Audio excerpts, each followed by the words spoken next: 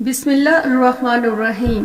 آج ہم جانیں گے چنگیز خان کے بارے میں کہ چنگیز خان کون تھا۔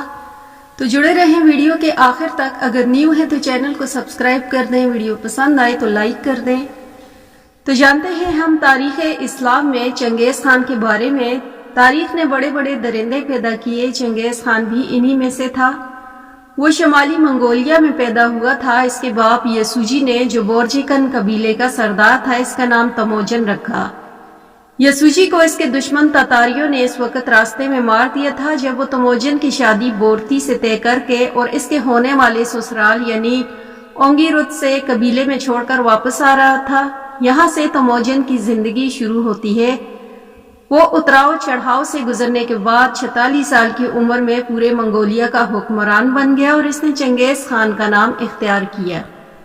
منگولیا کی لڑائی میں اس کی پالیسی یہ تھی کہ وہ مفتوح قبائل کے فوجیوں کو قتل نہیں کرتا تھا، بلکہ وفاداری کا عہد لے کر اپنے فوجیوں میں شامل کرتا تھا۔ ان جنگوں میں یتیم ہونے والے بچوں کو وہ پرورش کے لیے اپنی ماں کے سپرد کرتا تھا۔ اس کے اس طرز عمل سے منگولیا کی لڑائی میں زیادہ قتل و غارت نہیں ہوا۔ البتہ چین پر اس نے حملہ کیا تو اس حملے میں 1 کروڑ کے لگ بھگ فوجی شہری مارے گئے، مگر یہاں اس نے زیادہ تر بستیوں کو تباہ کرنے سے گریز کیا اور شہریوں کو بھی معاف کیا۔ چین کے بعد جب اس نے مغرب کی خوارزمی مسلم مملکت پر حملہ کیا تو اس کی وحشت اور درندگی بڑھ چکی تھی۔ اس نے اس مملکت کے مشہور شہروں کو سمرقند، بخارا کے بعد اس کے دارالحکومت کھرنا، گرگانچ کہ ان تمام فوجیوں کو جنہوں نے لڑائی میں حصہ لیا، جنہوں نے ہتھیار ڈال دیے یا جنہوں نے اسے کامیاب کرنے میں اس کی مدد کی تھی، قتل کر دیا۔ ان سے فارغ ہو کر اس نے تمام شہریوں کو باہر میدان میں جمع کیا اور ان کے سر تن سے جدا کر دیے۔ بتایا جاتا ہے کہ کانچ میں 50,000 منگول فوجیوں کی ڈیوٹی لگائی تھی کہ ان میں سے ہر ایک 24 شہروں کے سر قلم کرے گا۔ اس نے اس پر بھی بس نہیں کیا، سمرقند اور بخارا اور گرگانچ کے شہروں کو جلا کر راکھ کر دیا، کھیتوں میں کھڑی فصل باغات اجاڑ دیے اور سروں کے مینار تعمیر کر کے آگے چل دیا۔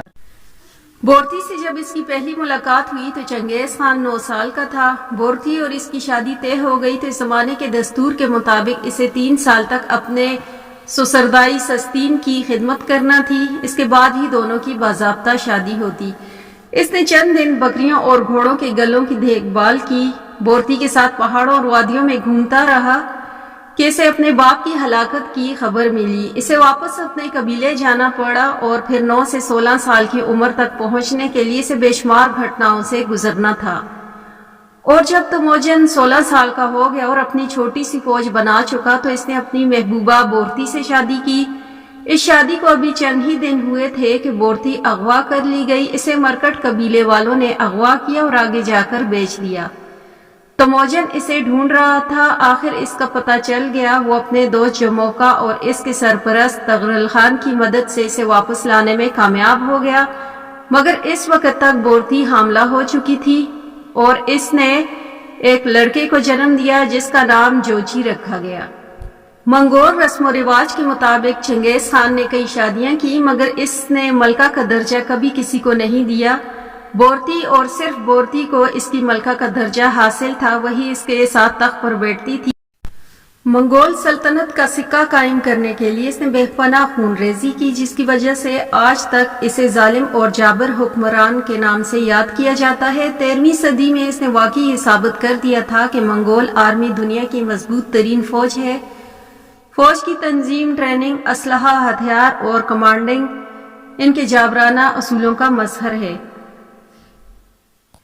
ایشیا اور مشرق میں بھی اس کی لشکرکشی نے کئی علاقے زیر کیے، جن میں کازخستان اور کرغستان شامل ہیں۔ 1219 میں اس نے شمالی چین اور بارڈر کے کئی علاقے فتح کیے اور ان پر انتہائی جابرانہ حکومت کی۔ اس سال خوارزم شاہ کی سلطنت پر قبضہ کر لیا اور ایران میں بھی اپنا رعب و دبدبہ خاصا کر لیا۔ اپنی حکومت کے آخری ادوار میں چنگیز خان نے موزوں علاقوں میں تجارت کو عروج پہنچایا اور اپنی سلطنت کو معاشی استحکام دیا اور اقوام عالم کی دسترس حاصل کی۔ لیکن دیگر سفاک، جابر اور ظالم حکمرانوں کی طرح چنگیز خان بھی لوگوں کے دلوں میں گھر نہ کر سکا اور مجموعی طور پر اس نے بہت سی ظالم حکمراں کا مظاہرہ کیا، بے شمار معصوم لوگوں کو موت کے گھاٹ اتارا، خصوصاً ایران، عراق، افغانستان کے قریبی علاقوں پر ہزاروں اور کئی دیگر ملکوں میں اپنی سلطنت کی لالچ میں جانی و مالی نقصان کیے۔ آخر میں چنگیز خان چین پر تیسرے حملے کے دوران انتقال کر گیا۔